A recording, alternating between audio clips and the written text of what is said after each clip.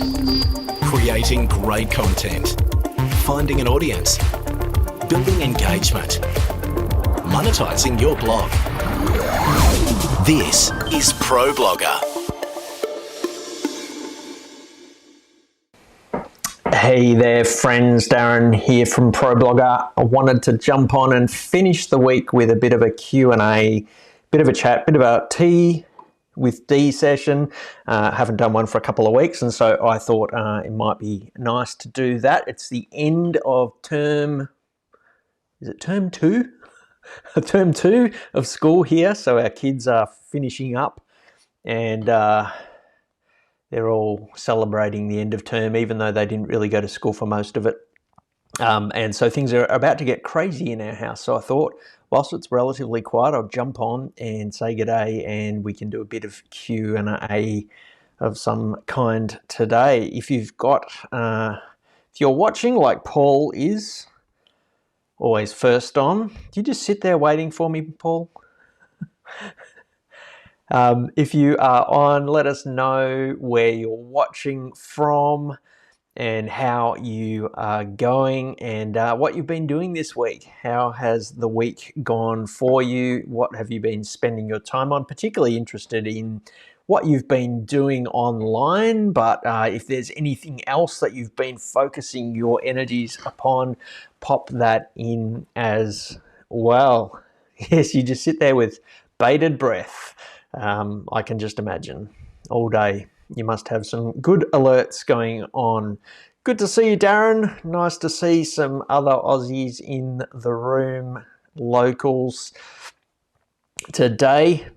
And I can see others sort of joining in. The other reason I wanted to get on today is that I'm testing this amazing new light. It's a Godox light, and it is huge. I didn't realize how big it was until I set it up. It's ridiculous. I actually got 2 of them, but I cannot imagine having 2 of these sitting in front of me. It must be a good meter across with the dome on it. So yeah, it's beautiful, but I'm not sure how I could ever set it up at my actual desk to do live streams. Darren saying the backlighting gets more and more sophisticated thanks to your son. Actually, he did have a little bit to do with this because he suggested I do ProBlogger lights. So this is my ProBlogger theme, which I've now got plugged into my Philips Hue. He came up with a couple of different ones. Let me show you his other one, which he designed this morning. This we named the Louis theme because that's his name. It's probably not that different, really. Here we go. Look, can I get it going? No, I don't think it's going to switch for me, unfortunately. There we go. Did it switch? No, didn't change. Anyway, a kind of a subtle change. It's more of a pink theme. He likes pink. But we've decided to go with ProBlogger for today. Might be struggling a little with that. Good to see you, Bitcoiner. What do I think about Bitcoin? I don't think much about it, I have to say. I think I own a little bit of Bitcoin.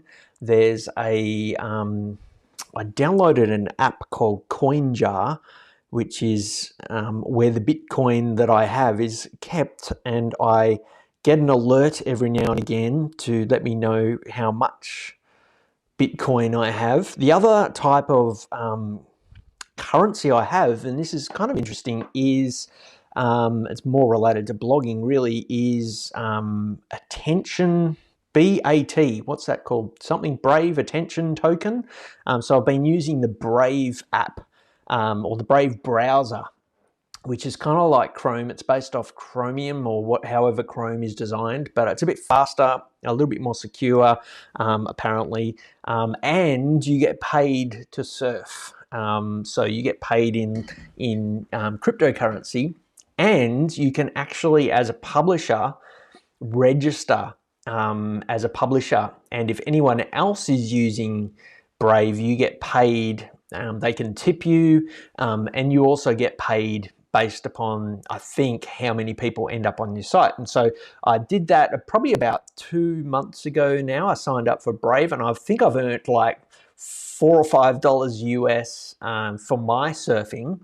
But I checked it yesterday, and either someone's tipped or there's quite a few of our users using it. I think we made about $30 US last month in this cryptocurrency from people surfing digital photography school on Brave. So yeah, it's kind of cool. So I guess I am accumulating some cryptocurrency, Bitcoiner, but I don't really know what I'm doing. And how I get that BAT out of, I think, whatever the little wallet is that they give you, I'm not sure, but it's kind of accumulating there a little bit. Good to see you, Martin, from England. Nice to see you with us today, asking the question, can you tell if your Amazon affiliate account is being hacked? I don't know. How would someone hack your Amazon affiliate? I'm not sure. All I could really suggest is reaching out to Amazon's customer service. I tried to do that the other day, actually, and I got a message back saying due to COVID, they're not responding as much. So I don't know if they do. I have had responses from Amazon in the past, and I would suspect that they would respond more so to security issues. Other than that, I don't know what I would do to kind of check that out, apart from change your password. Yeah, I don't know really. Why do you think you're being hacked? Darren's saying, I have the Godox P260C. I love it. It's very flat, and I love it even more than my really expensive lights because it produces a natural diffused light. I'm not familiar with that one. Is that like an LED panel? That's kind of what I've been using, those sort of more panels. This one is more of a big light. I actually took a photo before. Let me see if this is the kit. I don't know if you can kind of see off this. Oh. Come on, focus. It's not going to focus until I get my head out of it. That's the kit. Oh, that's ridiculous. Let me get one out because I've got two. I'm going to review these, and I should make the disclaimer that Godox sent these to me. Did not pay for them, but I was seriously looking at this type of light. So this is literally almost like an unboxing because I haven't opened this one. So this is the Godox V150, and it's a LED in there. I think it's LED anyway. I don't really even know. I need to do a bit more reading on it. And so it's a large light. It's so powerful. At the moment, I've got it on 30%. So I've got another one up here, and I've got a big softbox on top of it. It's the P90L or something like that. And it's got a grid on it. So it's with the thing on it, like the light dome, it is massive, and it produces a really nice big soft light. And the reason I wanted something bigger and softer and diffused is because of my glasses. It comes with a few other attachments that you can kind of put onto it, and then you can buy a lot of other types of attachments as well because it's a standardized kind of system. So yeah, it's a beautiful light. I'm loving it. I was looking at some that were much more expensive than this, and I think for this, it is kind of more like a movie set kind of light, I have to say. It's huge. I can't even express to you how big it is. I will do a proper review on it at some point. I'm going to take a photo so you can kind of see what I'm looking at.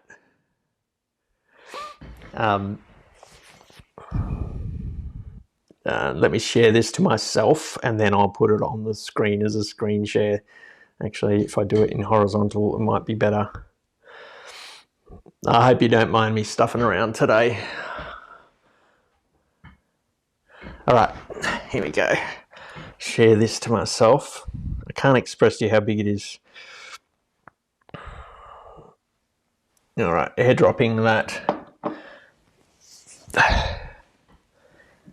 to the computer, and then I think if I open it and put it,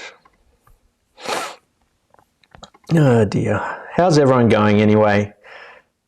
It was kind of exciting to see this come in. Let me see if this will drop onto the screen without crashing everything. That's what I'm looking at the moment. And so that's a 16-inch MacBook Pro. So that's a big computer. And then I've got the Light Dome. It's not called a Light Dome. It's called something else. It's a P90, I think it's called. So yeah, it's huge. Anyway, bit of fun. I hope that didn't crash the whole system. Let's get rid of that. Anyway, it's a bit of fun. Nice to see you, Dylan. Thank you for the comment on The Office. I've been enjoying over this COVID period of being stuck at home a little more with kids and everything, been kind of tweaking the office design a little bit and enjoying doing that. I, over the last few weeks, have been getting into mechanical keyboards. I've spent way too much time on kind of researching mechanical keyboards. And so I bought my first one of those as well, which has kind of been fun. And for some reason, I've got 2 comments on the screen now. Yeah, so I've got my first one and I've ordered another one, which will come in the next few weeks as well. Hey, Taylor, nice to see you in Memphis. Hope you are doing well. You must be up late. Okay, got a question here coming in from a Facebook user. Apologies for it not pulling in your name. You might be in our group where it doesn't pull in names. Facebook user asks, when should I hire my first staff? What is the break point for Blogger? What is your experience? Good question. So hiring. The first hires I made were to do things that I really didn't enjoy doing, and that was moderating spam. That was the very first hire that I made. So I have a philosophy that you hire people for usually one of 2 reasons. One, because it releases you to do something that's more profitable, and that's really why I hired that first person. I realized that I could spend, back then it was like an hour or 2 a day moderating spam because comments were coming in, flooding in. This is 10 or so years ago. Now there's all these filters that help with that. Back then, I had to do it all myself, and I realized I could spend that hour or 2 a day doing something more profitable, creating content, creating products, working with advertisers, working with affiliates. And so that made sense to me. It almost was how I justified it paying for itself. What I paid my moderator, I could make more than that. And so that helped. So yeah, if it can release you to make more money, if the job itself can make money. So one of the first bigger hires that I made was for someone to produce ebooks for us. I'd produced a couple of ebooks on Digital Photography School and ProBlogger myself, and had kind of liaised with the designer and liaised with the marketing team and set up the shopping cart and put it all together. And it took so much work, but it was very profitable. And I realized that if I could actually hire someone who had skills in those areas, who could do that whole process and come up with a system for creating ebooks, then again, it would pay for itself. And so you can kind of see here the pattern. I generally don't hire people unless it's going to bring about more income than I'm paying them. That's just the kind of sense that I make. And I guess the other reason is sometimes if there's a job that you could do, but you don't enjoy doing, even if it's not going to pay for itself, if it's going to break even and it's something that you can outsource that's going to make your life a little bit more pleasant, then I'll probably do that as well. So that's kind of the philosophy behind me hiring people. And so when it's probably when those situations arise. And for me, it all started really small with an hour or two a week to someone who helped moderate. So it was quite early-ish on. Hope that makes sense.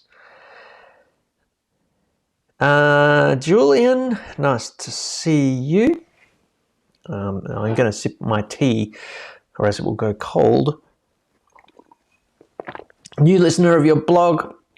So thank you, you're welcome. I'm also new to Blogging World. I have an SEO question. Yoast is not recognizing my internal links and I'm getting a red face. Any idea what it might be?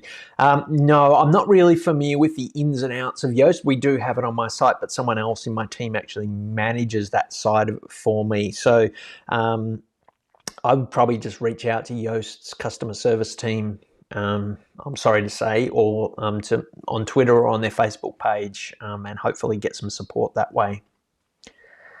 Darren says, I think you could direct aircraft with that light, probably. I hate tomatoes. Yes, I got the Stream Deck. I got the 15. So those of you who aren't familiar with Stream Decks, I got the 15 button. I was using the iPad version for a while, the iPhone version, and then I decided I could justify buying the physical one, which I just smashed. No, I didn't, but I just dropped it. And I love it. And I reckon I've probably got about 45 buttons programmed in now. About a third of them are to do with live streaming, and the other third are more to do with my lights or playing music or opening apps or other things that I enjoy doing as well. It's really cool. Loving it. Anwar, good afternoon to you as well. Nice to see you again. I Hate Tomatoes asked if I didn't like the app version. I did like the app version, but there's something really satisfying about pushing buttons.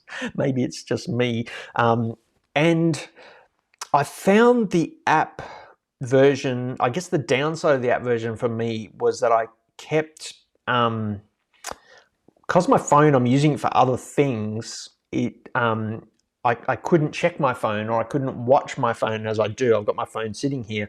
So if I get a message from my team, I see it on that, and it was getting a little confusing. And by the end of a stream, I would have the app, the Stream Deck app wouldn't be actually up and running anymore, and then I'd have to be scrolling through, and it's nice just to have a completely dedicated one there. I know some people would have an old iPhone sitting there to use Stream Deck, but for me, I just like the idea of having the actual piece of equipment there.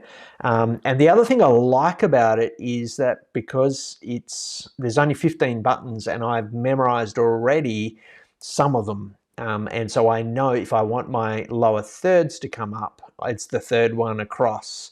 And so I can hit that. So third one. So that I can see being more useful, and to be able to operate some of those scenes by touch, which I couldn't do on the app. So yeah, that's how I justified it anyway. I got the 15. Part of me wishes I got the bigger one, although it is nice to sit it here on this little desk.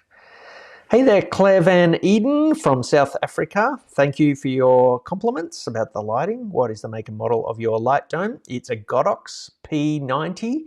And yeah, if you get it, it's really big. And I've got the what did I say it was? The VL150 light in it. Which is the smallest of the three that they have in this system. And I think it's more than enough because at the moment it's on 30%. It comes with this nice little remote control, which is nice. So I actually got two of these lights and I'm now wondering why. I guess I could backlight myself and use, put a hair light on maybe. Dylan, which one did you end up going with? I'm not sure which one, whether you talked about the lights or the Stream Deck, but hopefully you got the answer in there because I just went through that. But if it's something else, let me know. Martin, nice to see you. Thank you. I got a pattern for my number of clicks to the point I was able to predict the number of clicks. Then I changed my secret key and got different numbers. It's now gone back to predicted numbers again despite changing key again. Also, someone told me they bought something but didn't appear on my account. Yeah, the thing, so for those who've just joined us, Martin's talking about Amazon affiliate there, and obviously seeing some abnormal stuff in your Amazon affiliate account.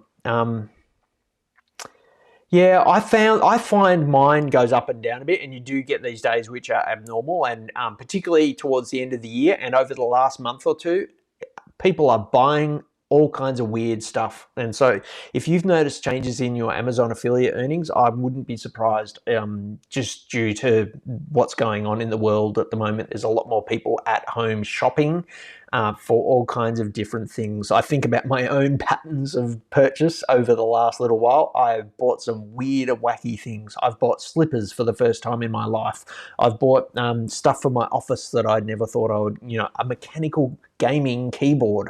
I don't even game, but I bought. So there's people researching all kinds of new stuff at the moment, and so I wonder whether that might be part of it. I also talk to other bloggers who have seen big slumps in their sales of things as well. So yeah, I wonder. My gut reaction is maybe your Amazon abnormalities in behavior have gone up and down, maybe because of some of that.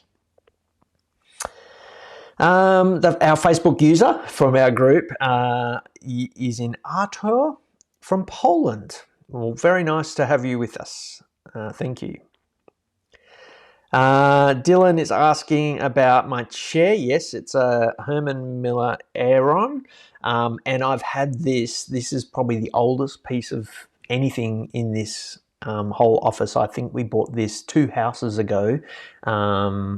Man, it must have been like 13 or 14 years ago, and it's going strong, although I'm now wondering whether the gas is starting to go in it, because I feel like I'm a bit lower than I used to be, even though I'm at the top of what it is. I wonder whether maybe I'm needing to regas the thing, but I've loved it. I've often thought, should I get a new one, because it looks a bit older, but it's very comfortable.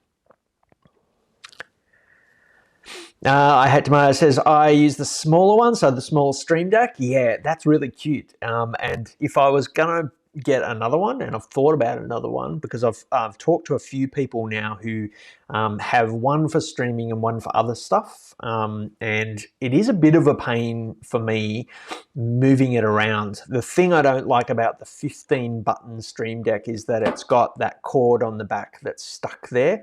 And I know the smaller ones got a permanent cord as well. I so wish that it had a removable cord on the back, because I do move it from my desk behind me where I sit all day to this little mobile desk that I've got set up for streaming. Because I am using it in 2 ways, I probably could have a case for having 2 of them, or get one with a sort of pull-out cord that I can just move and just use a different cord. That's the only thing I don't like about the Stream Deck. Megan Man asks, will Trump win in 2020? I have no idea, and it's not something that I really want to give much thought to be honest, as an Australian. I know it does impact us, and it impacts us in big ways, and we see a lot of it on our television. We don't understand a lot of it as Australians, but I'm not going to go there today. Tim, nice to see you from Sacramento. Thanks for joining us today. It is nice to see at this time of night we get a different crowd in. We get a lot of late night surfing. Darren is suggesting to Dylan that he would like to give him or sell him maybe his Herman Miller chair. I know people have a bit of a love-hate.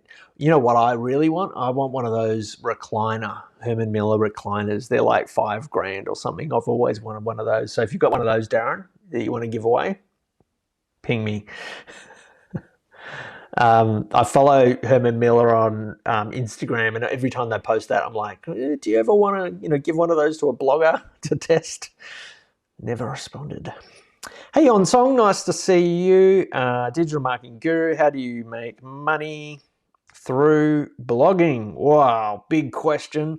Have a lot of content on that on ProBlogger.com.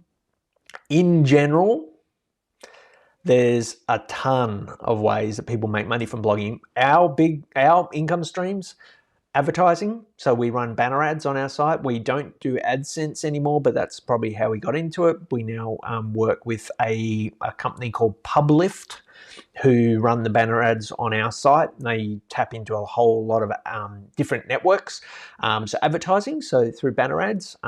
We do some work with sponsors directly, so advertising directly, us negotiating a deal. Sometimes that's banners, sometimes that other type of advertising. Affiliate marketing, so earning a commission when people buy a product. If I mention this camera or this light and you buy it, after clicking our link, we might earn 3 or 4% through Amazon.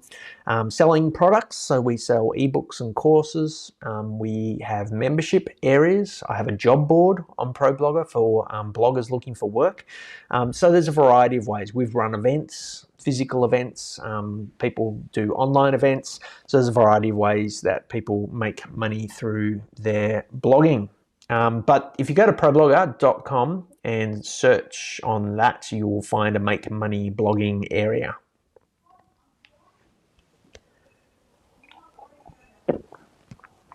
Okay, Dylan was asking, what mechanical keyboard did you end up going with? Okay, sorry, I misunderstood your question. So the first one I got is a Ducky. I can't remember. Let me grab it. It's not great, and I know it's a very entry-level mechanical keyboard, but it's the first one I got. So it's a Ducky 12SF. So I went with the 65% one, which means it comes with the arrows. And it's purely USB-C, plugged straight into the computer. So that's what I got. And I also bought this week on, what's the site, KBD Fans, what they call their Tofu, which is another 65% board as well. I love that format.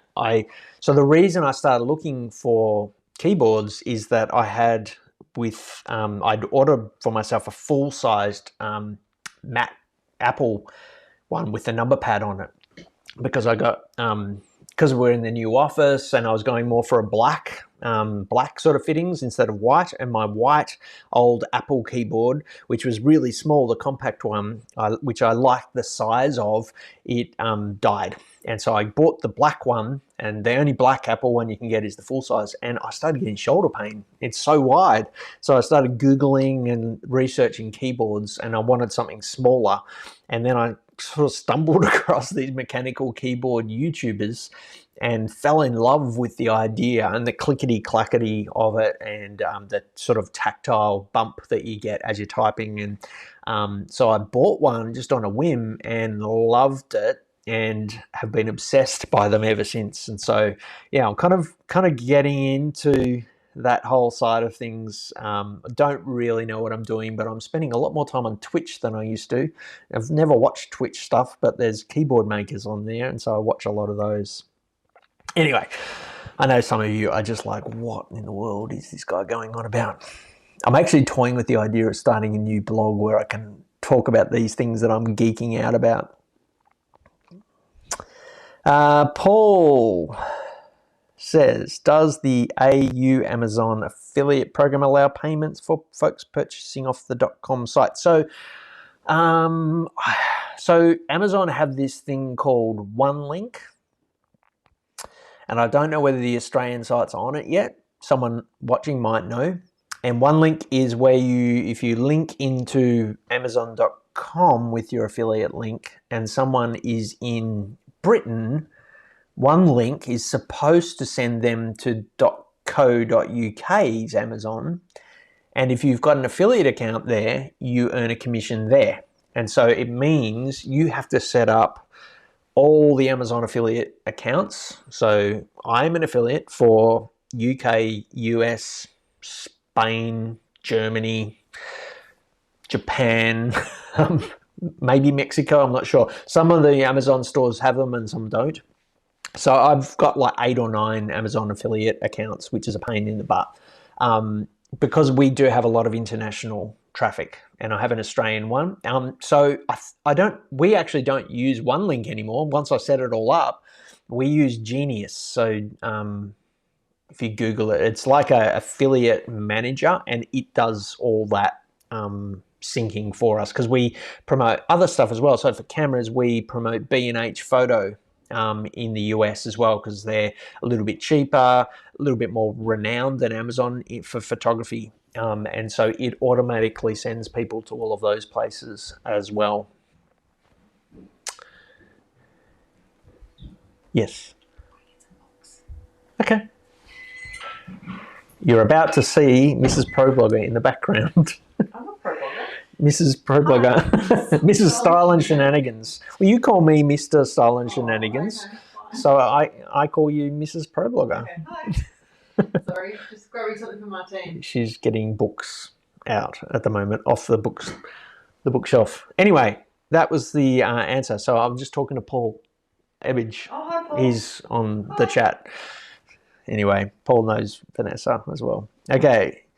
Facebook user says, didn't realise you're from Australia, here from Brisbane. Oh, very nice. Yes, I am down in Melbourne.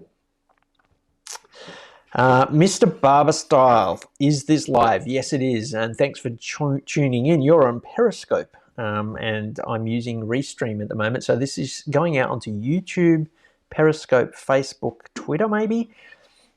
I'd like it to go to LinkedIn, but they won't approve me. So yeah, have fun.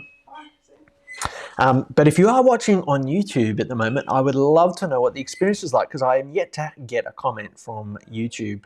I don't know why. YouTube just don't seem to like my streams.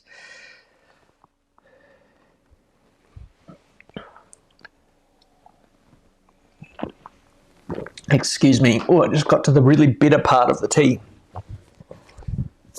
Facebook user says, hey mate, great quality live. Will you be coming on the M3 podcast and tell us about blogging? Need to pick that up again. M3 podcast, is this? Unfortunately, I can't see your name. And so I'm wondering who you are, whether I know who you are. So I'm not going to announce who I think you are. But anyway, if you do want to say who you are, I am happy from time to time getting on podcasts as a guest. Okay, Darren is asking, so we're talking a lot about gear today, and I don't mind doing that. Welcome to Tech Talk with Darren Rouse. Can you tell us about the docking station for your MacBook? I just bought the CalDigit T3 and it's just okay.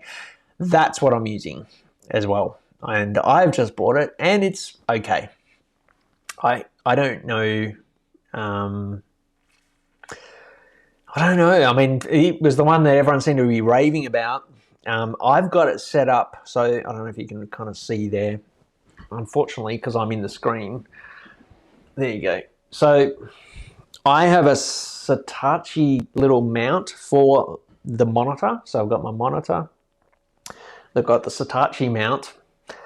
And then I've put my CalDigit under it, which is a pain in the butt. It's neater under there, and it hides all the cords that go into it. But as you can see, all the cords underneath aren't great either. But the problem is, all the ports are behind and it's a bit of a pain. And so every time I want to move my Stream Deck, I'm digging it out and digging around. And yeah, I don't know what the solution is, I'm afraid. It's the one area of my desk that I haven't quite worked out what to do yet. And thanks for sharing the Genius link. Darren, appreciate that. Paul, I will say hi to Vanessa for you a little bit later. She's now gone. End of term drinks apparently are happening around the corner. How do you go about getting the job board started on ProBlogger? Oh, good story. Well, I don't know if it's a good story, but so it must have been like 10 years ago now. I started getting requests all day, every day from advertisers saying, do you know any good bloggers? Or they weren't even advertisers, they were just people looking for writers. And I knew we had a lot of good writers, and so I thought if I can just be the middleman here somewhere, maybe we can set up a service. And so I started talking to a young guy who was a coder, and he hand coded the whole thing and got that up and running for us. And it was a kind of a partnership. And then he kind of just disappeared. I don't know what happened to him. He just disappeared. Even though he was earning an income from it, I hope he's okay. I've tried to track him down a few times, and he just disappeared. And so maybe he had something else. He was young and probably exploring different options in his life. So he disappeared. So in the end, I got it updated a few years later, and we now use WordPress to run that job board. WP Boards, I think, jobs or something like that. Can't remember what it's called. Oh, we've got our first YouTuber, Nick's World. Thank you for your first ever, my first ever comment. I'm just going to find the name of this plugin. WP Job Board. Okay, yes. Okay, so it's called WP Job Board. And it's at wpjobboard.net. Let's see if I can get this up. And of course, now I've got, here we go. Oh man.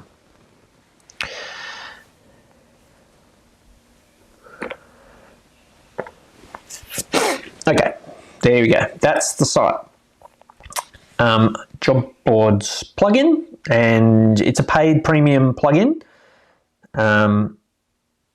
Yeah, so it's really good, and it's got a lot of features that we're not using. You can set up resumes and all that type of thing, and so we've been promoting that. We've been expanding the categories on our job board recently, so now you can actually advertise for ghostwriters or SEO experts or designers, all those types of things. And we're also setting up the flip side of it now, where you can actually advertise your services as well. And so we've got this candidates list there now.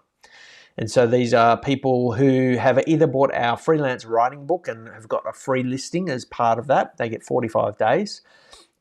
Or they have bought the premium listing on the job board, which is pretty cheap, and it enables them to talk about what they can do and use it as an online resume. So Mark Tong here is certified content marketer, video scripts and copywriting. So a lot of these are sort of SEO or blog writers. We've got someone here who does true crime, neurological differences. We've got internet marketers. So this is the other side of what we're doing now, which we've never done before. And it's kind of exciting to kind of see something new happening there as well. So yeah, that's all run by that plugin.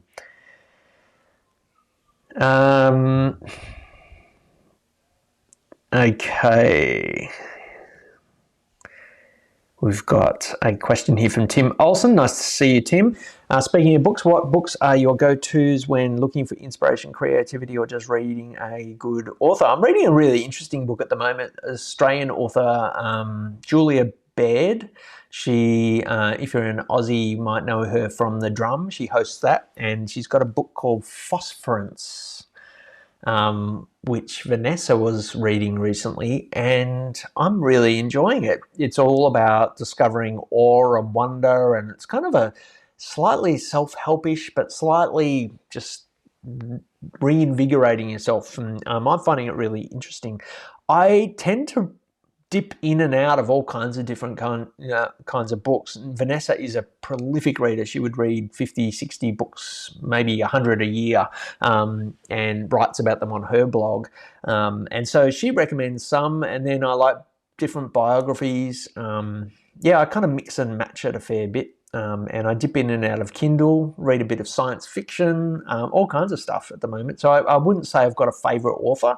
I used to always love Malcolm Gladwell and Seth Godin, those type of characters. But more recently it's kind of a lot more broad. I'm more of a podcast listener than a reader, I suspect. Kabir, nice to see you. You're a blogger with a lot of trouble in AdSense approval. This is a common problem that I find a lot of people have problems getting approved from AdSense. I don't like to say this, but I wonder whether some of it is your country of origin. I don't know where you're based, but some publishers seem to have more problems than others. And I guess that is because AdSense have had problems with certain countries in the past, so maybe that's part of it. I'm not certainly not. I don't think that Google have anything against certain countries. I just think that they've had certain issues with spammers and people doing dodgy stuff with AdSense. You do need a significant or reasonable amount of traffic. I haven't applied for AdSense for 18 years, so I don't know what the process is exactly now, but it is a common question I get asked a lot. A Facebook user is Glenn James. Yes, let me know if you need me on the podcast. More than happy to have a chat to you any time. And thank you for the comments on the quality. And I'm kind of catching up on these comments here. I've been blogging since 2009. Sorry, let me try and pronounce your name. Sorry, Anirudda. Anirudda? Is that right? Let me know. Not getting success that much. Should I go for a new domain or should I continue with the old one? Oh, there's so many reasons why a blog might not be taking off. I doubt it's the domain, unless... I don't know. I can't. It might be, but I would think it's probably more. If you're going to change something, maybe it's the topic. Maybe you need to explore a broader category or a narrower category. Maybe it's the quality of the content. Maybe there's just not much demand for the topic. It's so many factors that could be at play. But you're right to be questioning that. 2017. So you've been at it for 3 years. If you're not seeing any results or you're not seeing growth, even if it's slow growth, then I think it is worthwhile asking the question, should you continue to do it in the same way that you've been doing it? Nick's World, we've been using StreamYard to do this, but the quality is capped at 720p, so not quite getting the quality of your stream. Yeah, so this is Ecamm, and it can go out at 4K. I'm not doing that at the moment. What am I going out at? I actually changed it the other day. My stream size is 1080p at the moment, but I'm going out in there what they call high quality mode. I don't really know what that means, but I could go out at 1440 or 4K, but I just find I had some internet issues a few weeks ago, and so I pulled it back then, and it helped. But I probably could go out at a higher number. I can't change that on the fly though.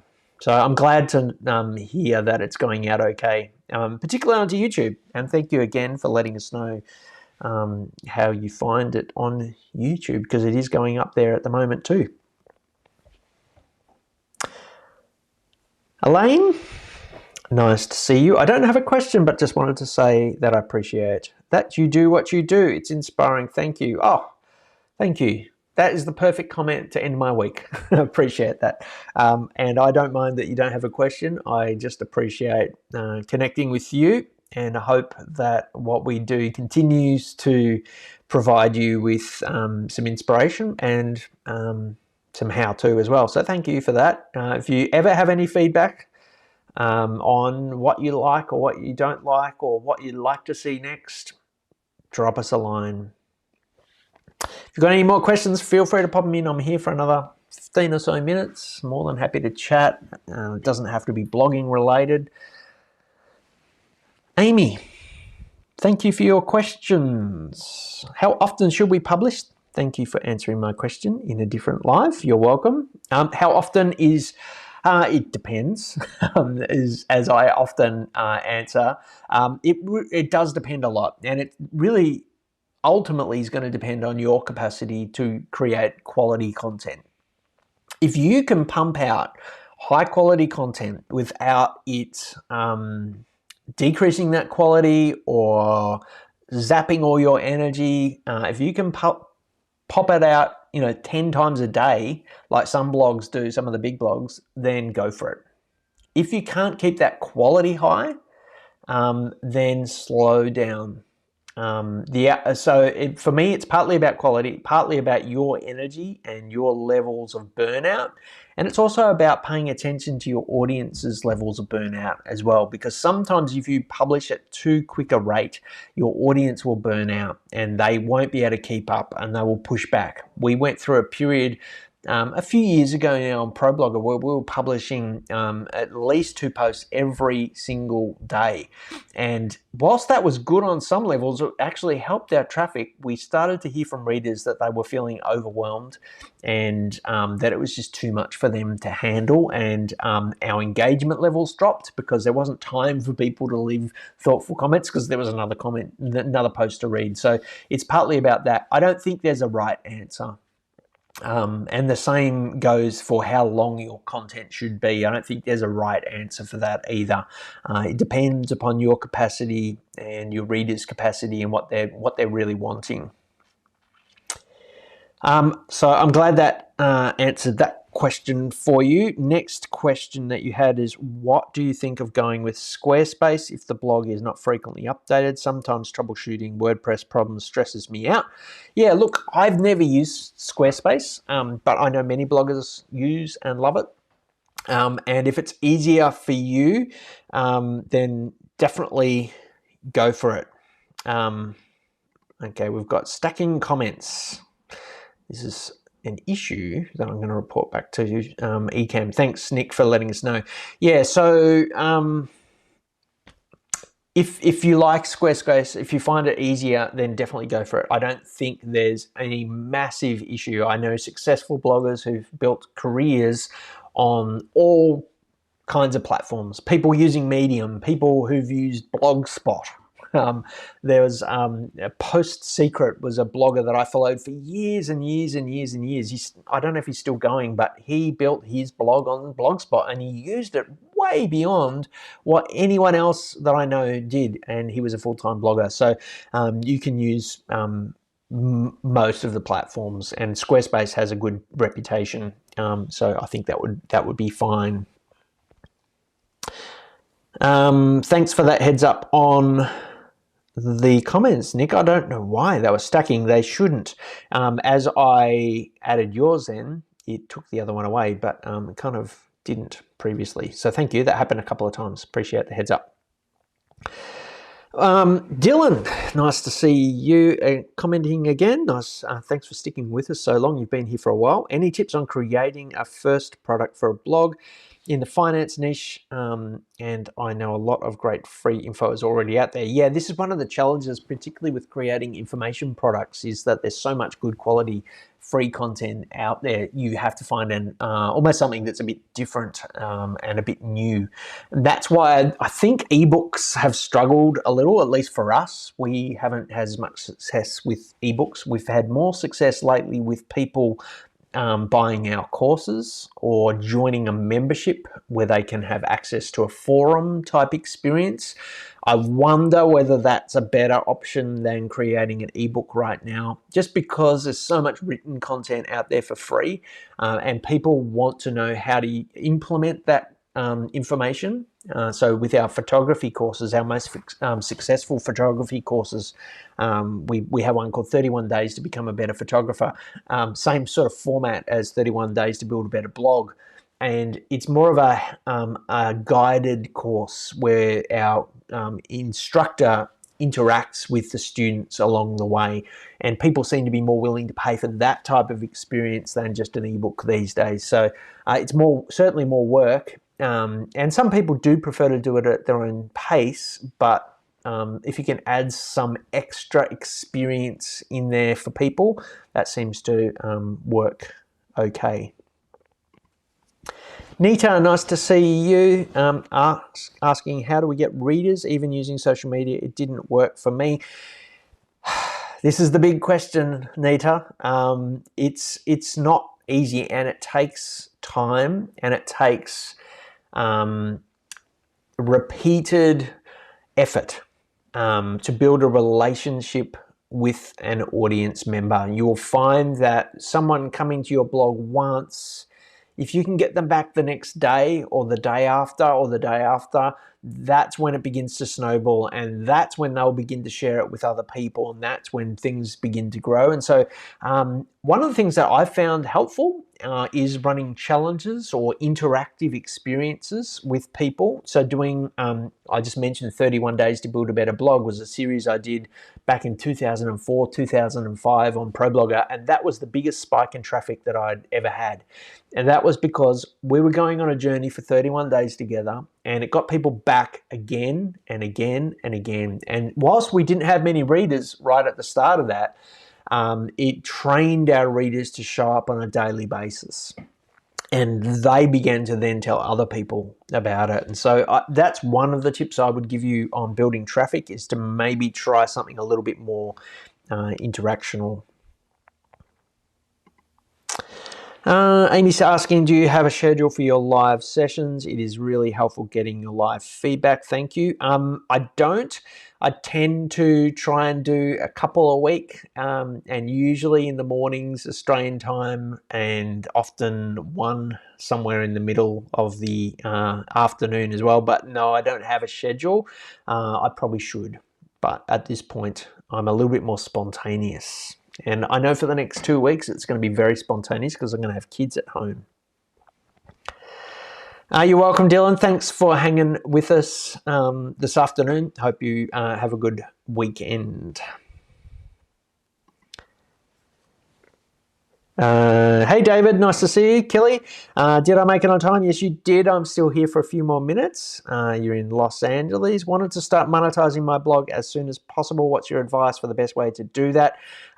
If you haven't monetized your blog yet, I find probably the most common starting point for people that have some success with it is usually affiliate. The beauty of promoting other people's products is you don't have to invest in creating one yourself, and it's relatively low entry. There's not a lot you have to do. You just need to sign up or find the right thing to promote, and then sign up for an affiliate program and then start promoting it. It will also help you to learn the skills of selling. It'll help you to understand what your readers like to buy, how much they like to spend, what they respond to. So yeah, affiliate is good as a first starting point as you create more content for your site, your blog as well. So yep, I would probably start out there. In fact, I was talking to someone today. I'm thinking of starting a new blog, just more of a personal blog, I guess, to talk about tech and gear and stuff that I'm thinking about. And they asked, are you going to run ads on it? And I'm like, no way. If anything, I'll do affiliate for some of the products that I'm talking about, but that's about it. You're welcome, Nita. I hope that helped. And as always, if you've got any other questions, feel free anytime to pop them in. All right, I think I'm going to wrap it up because I can hear my kids bumping around out there, and it might be getting to the end of the day, and maybe I need to be a dad and supervise. But I will answer Nick's question because Nick is my first YouTube commenter. And so I'm going to have a look at this. We run video academies for 7 to 17-year-olds. Actual buildings with studios, editing suites, and gaming, etc. Since COVID, we built our training online. Any tips for forums we could use to engage? Man, that's a great thing to be doing for a start. In-person ones. So in forums, do you mean actual forums, or are you looking for where should you be building a presence? I would say, based on my kids' surfing habits, you should be building a presence on YouTube. Sounds like you're there already. Twitch, Instagram. That they're the places my kids are hanging out, and that's where I would be. Possible WordPress plugin, young kids off social media. I don't know about any WordPress plugins. Yeah, younger kids. I know my 9-year-old's just starting to do a little bit of YouTubing. We're allowing a bit of that, but nothing else. Yeah, under 13s on social can be tough. Yeah, I'm not sure that Instagram would be right for them. Their older teens, certainly, my 13-year-old and his mates, that's what they're doing. They're YouTubing, and we don't let them on Twitch so much, but that's what they want to do. Yeah, I don't know. I think YouTube is certainly where most of my kids' friends are at. That's what they're probably doing right now. Outside, which is why they're fighting, because they're probably fighting about which person they want on the television. Yeah, I don't know. I'll have a think about that, Nick. That's a good question. But good on you for tackling it. I think it's a great thing, and my kids would actually be really interested in learning how to do that sort of video stuff as well. So good on you. Yeah. BuddyPress might be a way to go. Yeah, I'll have a think about that. And I'll ask my team members as well. Anyway, I am going to leave it at that. Thanks, everyone, for joining in. I know it's a Friday afternoon and or Friday night or Thursday night. It's the end of the week. And a lot of you have a lot of other things you could be doing with this time. And so I'm going to leave it at that and say goodbye. And hope you have a great weekend as well. I'm going to play my outro. Might as well use it. Made it. See ya. You've been listening to Pro Blogger. If you'd like to comment on any of today's topics or subscribe to the series, find us at problogger.com/podcast. Tweet us at ProBlogger. Find us at facebook.com/ProBlogger or search Pro Blogger on iTunes.